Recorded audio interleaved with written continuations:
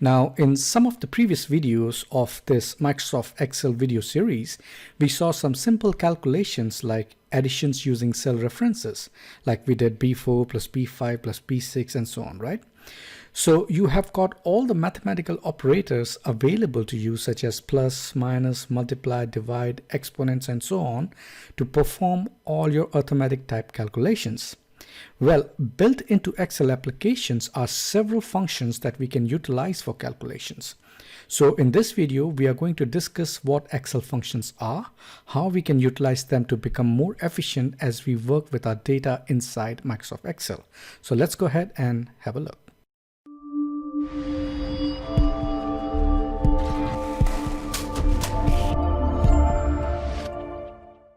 So first of all, what is Excel function? Well, it is a predefined formula that performs calculation. Now, there are few hundred different types of functions available in Microsoft Excel, and these are predefined packages that will do some kind of calculations, whether it is summing up a range of cells or finding out an average in a range of cells, or let's say looking up for information based on criteria that we provide, and so on and so forth. Now, in order for us to utilize a function, we need to understand what is a function and what are the different pieces of the function. So for example, in this screenshot, you see one of the most used functions that sums up values in a range of cells. So in this example, if we want to sum up a range of cells, we can do it like what we saw in earlier videos to add each cell reference, like B4 plus B5 plus B6 plus B7 and B8 and so on. But what if you have hundreds and thousands of such cells to sum up? So adding with cell references would be too cumbersome, right? So instead, we can use a function which is called as sum function, which, where you can provide the range of cells, like for example from B4 to B8. So let's go ahead and break it down. What are the different pieces of a function? So every Microsoft Excel function has three parts to it. So the first part is the equal symbol. So every calculation starts with an equal symbol, irrespective of the complexity of a calculation. It can be a simple calculation or a complex one, but every function or calculation starts with an equal symbol. Then you need to denote which function you want to use. So for example, if you want to sum up a range of cells, you need to specify sum. Or if you want to calculate an average for a range of cells, you specify average, so on and so forth. So the thing about the function is that you need to know what the different functions there are in Excel. And gradually, you will be comfortable with all the functions that you want to use. Then you need to specify the arguments.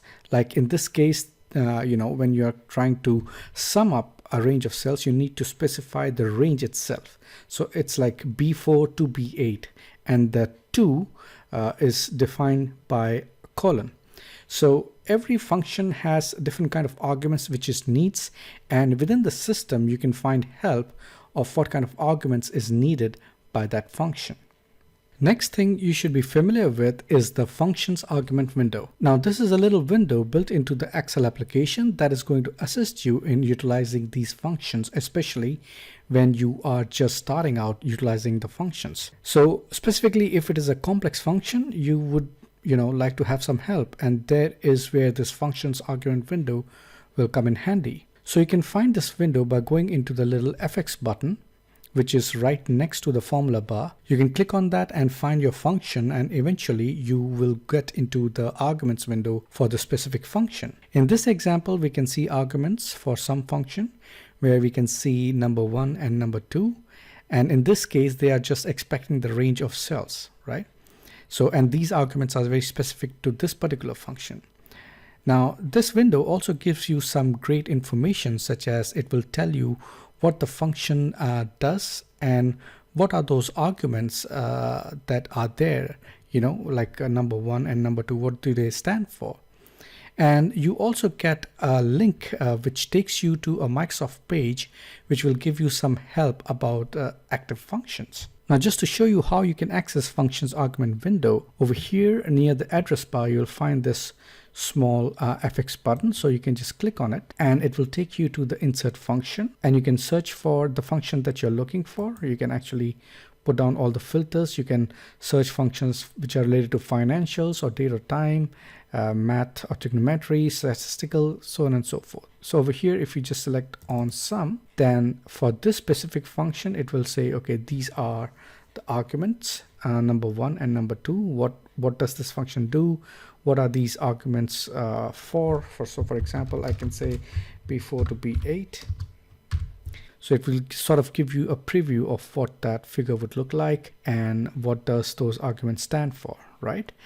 And over here, you can also look at the link. If you click on this link, this will take you to the Microsoft support page specifically for that particular function, and you can find much more information and examples over here.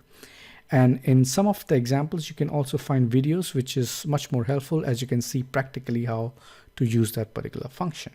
As I mentioned earlier, Microsoft Excel has a number of built-in functions, more than 400, and there are always new functions coming up or the old functions being replaced by new ones. And you can find these functions under the Formulas tab in the Microsoft Excel ribbon, which is called as Functional Library, and it contains a number of books, and within those books there will be specific functions related to those books. Like there you can find financial related functions under the financial book, similarly logical, text, date and time, lookup reference, maths and trigonometry, and much more. So going forward in the upcoming videos, we will go through some of the functions and how to use them. But right now, why don't you go ahead and have a look at what we have discussed within this video and just get an understanding of what the function is all about and how you can use the function arguments window. So just have a look around and stay tuned for next videos.